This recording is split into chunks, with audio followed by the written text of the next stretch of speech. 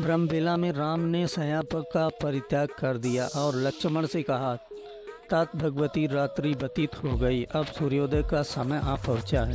कोकिल की कूक सुनाई दे रही है, मोरों की बोली सुनाई दे रही है। यही वह अवसर है जबकि हमें तीव्र गति से बहने वाली समुद्रगामिनी परम पावन गंगा को पार कर लेना चाहिए। सुमित्रा कुमार लक्ष्मण ने श्री रामचंद्र जी के कथन का अभिप्राय समझकर गुह और सुमंत को बुलाकर पार कर उतरने की व्यवस्था करने के लिए कहा।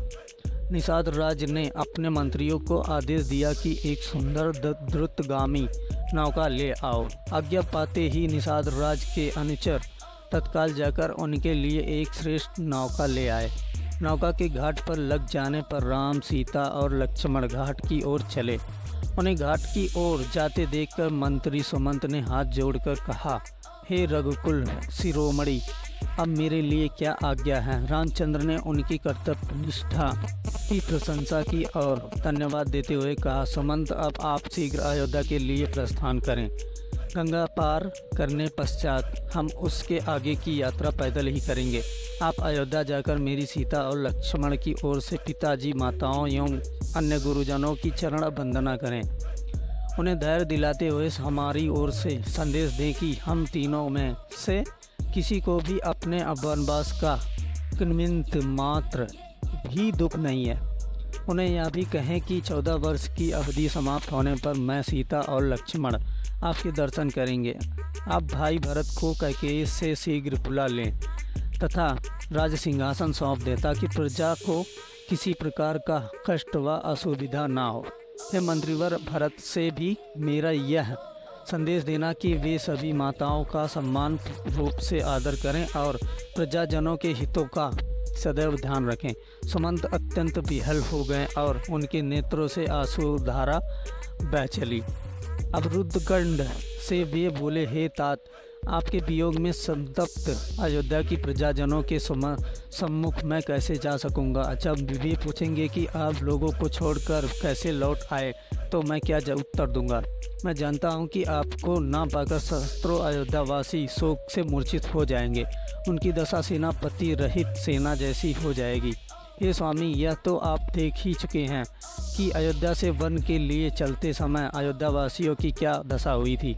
इस खाली रथ को देखकर संपूर्ण अयोध्या नगरी का हृदय विदीर्ण हो जाएगा। ये प्रभु, मैं माता कौशल्या को कैसे अपना मुख दिखा सकूंगा। आप लोगों के बिना लौटना मेरे लिए बड़ा कठिन है, इसलिए हे नाथ, आप कृपा करके मुझे भी अपने साथ ले चलें। इस प्रकार से दीन वचन कहकर बारंबार याचना करने वाले सुमंत से सेवकों पर कृपा करने वाले श्री राम ने प्रेम पूर्वक कहा, भाई सुमंत, मेरे प्रति आपकी जो उत्कृष्ट भक्ति है उसे मैं अच्छी तरह से समझता हूँ, किंतु तुम्हारे ना लौटने से माता कैकेयी के मन में शंका उत्पन्न हो जाएगी। वे समझेंगे कि हम लोग षड्यंत्र करके राज्य में ही कहीं छुप गए हैं। इसलिए मेरा तुमसे अनुरोध है कि तुम नगर को लौट जाओ। तुम्हारे लौटने से जहाँ माता कैकेयी की शंका भी समाप्त हो जाएगी और महाराज तथा मुझ पर किसी प्रकार का कलंक भी नहीं लगेगा। कलंक चाहे झूठा ही क्यों ना हो, उसकी प्रतिक्रिया बड़ी व्यापक होती है। इस प्रकार अनेकों प्रकार से समझा बुझाकर रामचंद्र ने सुमंत को विदा किया। सुमंत आंसुपूरित नेत्रों से रथ में बैठकर अयोध्या के लिए चल पड़े।